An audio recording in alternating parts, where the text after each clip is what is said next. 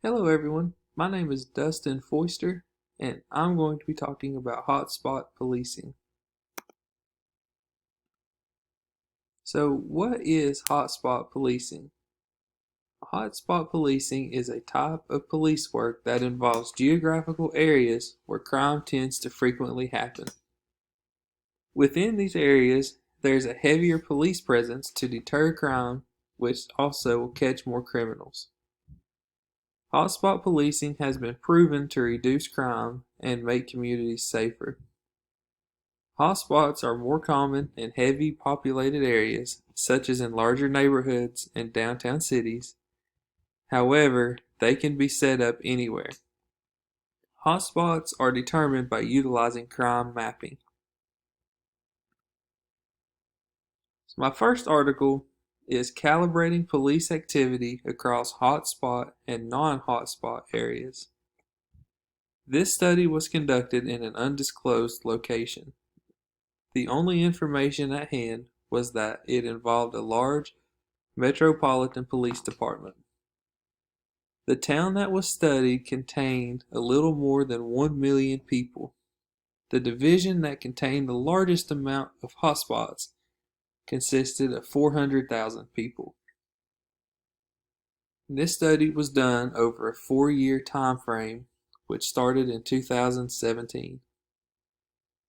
In order to monitor the hotspots, patrolmen were using directed patrols, community policing efforts, minor foot patrol, and business and premise checks. The main types of crimes that were happening were violent crimes, robbery, theft from motor vehicle theft, and property crimes. So more on the first article. During the 4-year span, hotspot policing demonstrated that the number of crimes decreased with proactive police work. There was a dramatic decline in crime throughout the first year that the police presence was heavy in the hotspots. The second and the first half of the third year leveled out. However, in the latter part of the third year, crime started to actually increase. The increase in crime was likely due to police staffing issues. In 2020, the police department lost over 200 of their sworn officers. Since their department lost over half of their staff, they had to direct their attention away from the hotspots, which caused the increase in crime. So, results of the first article. Although the end result, which is when they had to withdraw from the hotspots due to limited officers, were rather inconclusive, overall the first article proved that hotspot policing is very effective. Excuse me. In the first part of year 3, crime in general had decreased by 53% across all of the hotspots.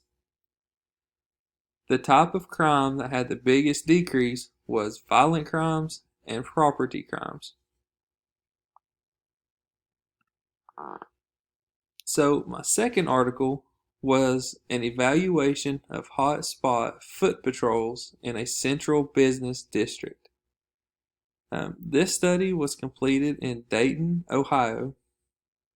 Rather than a large population like the first study, this study contained a population of only 141,143 people.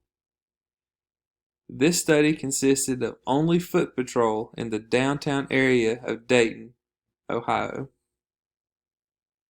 This police department didn't fully dedicate patrolmen to the hotspots, like they did in the first section. Instead, they gave patrolling officers the discretion of when and where and what hotspot to hit. So the results of the second article was this study also demonstrated that hotspot policing is an effective way of reducing crime. The main crime levels that were decreased were disorder crimes, such as loitering and vandalism. Through hotspot policing, these crimes were reduced by 46%. This article proves that hotspot policing is effective, even if it's done by foot patrol. It also shows that it's effective whether it's a big population or small population. So some similarities between the articles. The major similarity between these two articles is the focus on hotspot policing and how hotspot policing is effective. Both use the same method of patrolling, foot patrol, and both articles proved that hotspot policing is an effective way to reduce crime.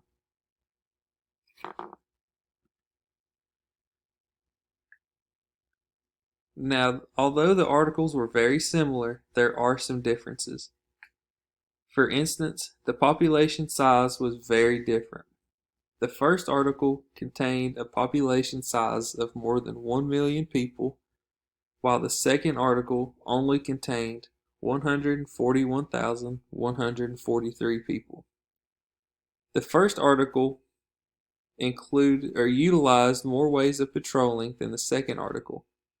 The first included directed patrols, community policing efforts, minor foot patrol, and business premise checks, while the second article only dealt with foot patrol. And here's a copy of my references, and thank you guys.